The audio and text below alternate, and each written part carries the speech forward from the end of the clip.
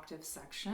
This one's a little easier because we're in a very similar range of the violin. We're just kind of crawling around a little bit around fifth position, fourth position, third position, this kind of range.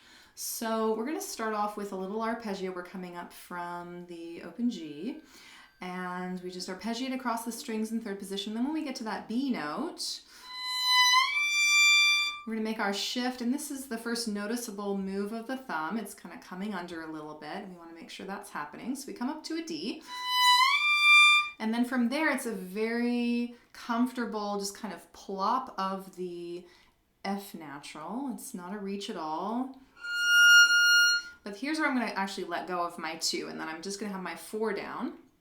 So now I'm on the F natural at the top of the arpeggio, and I'm going to just scoot down a half step, and my thumb's going to go with me down to an E. So F to E.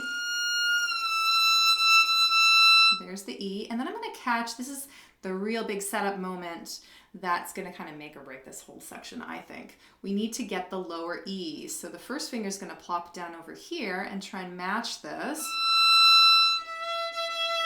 It's a down bow, actually.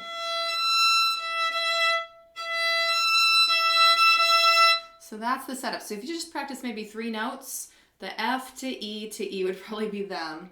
And then from there, you're just going to keep your frame. So now we have the octave frame, 1 and 4, and we're just going to start scooting around. So from my E, my bottom E, to my top E, I'm going to go up to, well, down to a D sharp now. So I scooted my hand back, the thumb went with me. Now I'm on the lower D sharp because my first finger followed me. Back to the D sharp, up to the E, my E down below followed me. And now let's see, where am I? This is the first whole step. So far it was just half steps. So now I'm up to an F sharp and then bottom F sharp. My thumb, this is the first, since the beginning shift there, the first real noticeable movement of my thumb where it's really going to come under again. It was just kind of hanging out on the left side of the neck at the very top before that. So now I'm on the F sharp. Let's see, up bow. One more half step to the top, my G, and then catch the bottom G. So now I'm going to keep my 1 down just long enough to get a 2,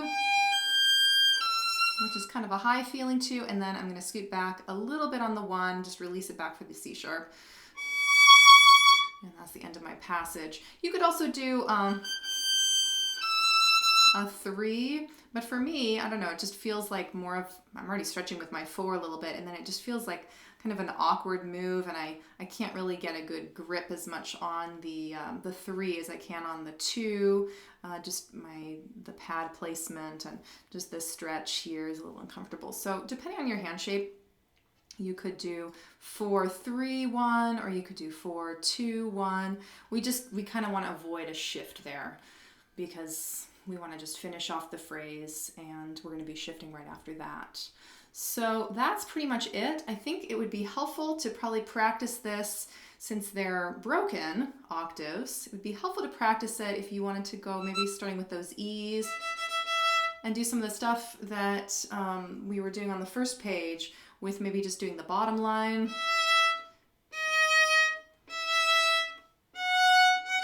F sharp. Where I still have the frame down, the 4's following me, but I'm only really listening to 1 line at a time. And then you could do the top line.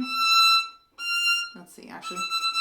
E, D sharp, E, F sharp. There's the G. Stuff like that, just to make sure that the frame is following you. That might be helpful. Yeah, I mean, overall, we just have to definitely know what it's supposed to sound like. You could always just take this into even something really simple, like a first position, right? Can you sing it? Da, da, da, da, da. And if we have all that in place, then it's one of the easier spots, actually, in this movement as far as octaves goes. Enjoy.